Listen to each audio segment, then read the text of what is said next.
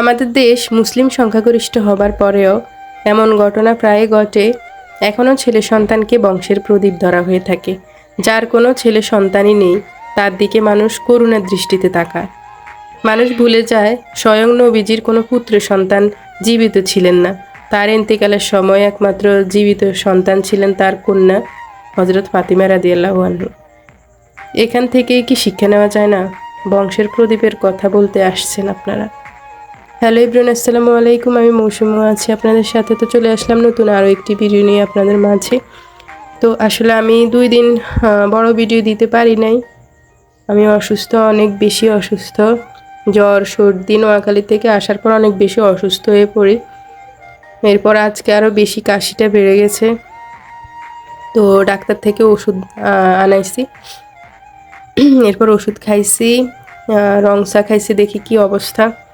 তবে অনেক বেশি শরীর খারাপ লাগতেছে, জ্বর সর্দি, এরপর আবার কাশিটাও আজকে বেশি বেড়ে গেছে। তো যা বলতে চাইছিলাম আর কি, তো অনেকে আমাদের দেশে এরকম কথা থাকে যে ছেলে সন্তান হলে বংশের প্রদীপ, এই সে নানান কথা এখনও এগুলো চলে মানুষের মধ্যে। এসব প্রথা আগে থেকে এখনও অনেকে এগুলা মেনে চলে। তো আপনি মারা গেলে আপনি কবরে যাবেন, ছেলে সন্তান থাকলেও একা যাবেন, মেয়ে থাকলেও একা যাবেন, কেউ না থাকলেও একাই যেতে হবে। কাজে এই বংশের প্রদীপ টদীপ এসব ভুয়া কথা। তো আমাদের দেশের সামাজিক ব্যবস্থা এমন যা মেয়েদের বোঝা ভাবতে বাধ্য করে। মেয়েকে বড় করে বিয়ে দিতে হবে, বিয়ের খরচ আছে, যৌতুক না হলেও জামাইকে উপহার দিতে হবে। মেয়ের গায়ের রং কালো, মেয়েদের ক্ষেত্রে শ্যামলা গায়ের রংকেও কালো বলে ধরা হয়ে থাকে। এমন ভাব যেন বাংলাদেশ না, আয়ারল্যান্ডে বসে মেয়ে দেখতেছে সবাই।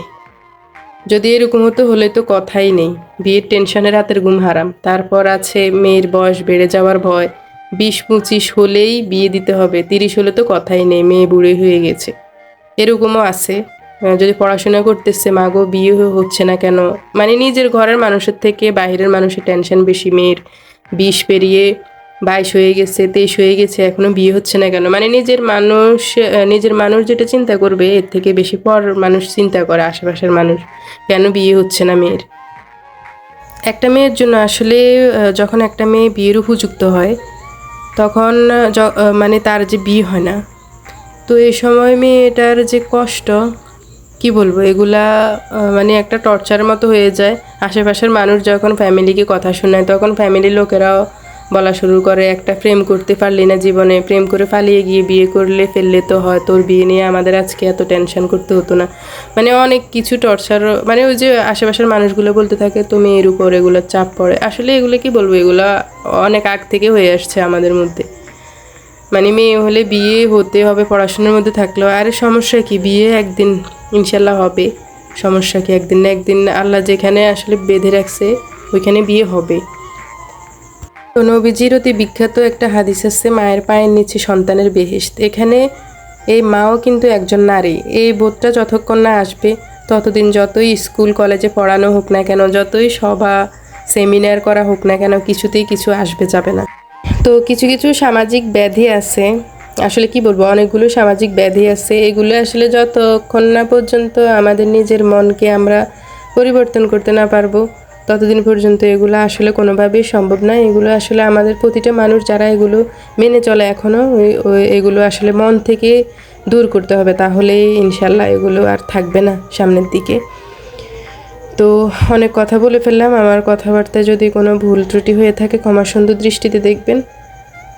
কন্যা সন্তান বলেন ছেলে সন্তান বলেন, দুটোই কিন্তু আল্লাহর পক্ষ থেকে আসে, আল্লাহর হুকুমে। তাই এগুলো নিয়ে কখনো কাউকে খারাপ কিছু বলবেন না। বিশেষ করে কন্যা সন্তানের মা হয়ে থাকেন তারাই আসলে এগুলো প্যারা এগুলো নিয়ে থাকে সমাজের মানুষের।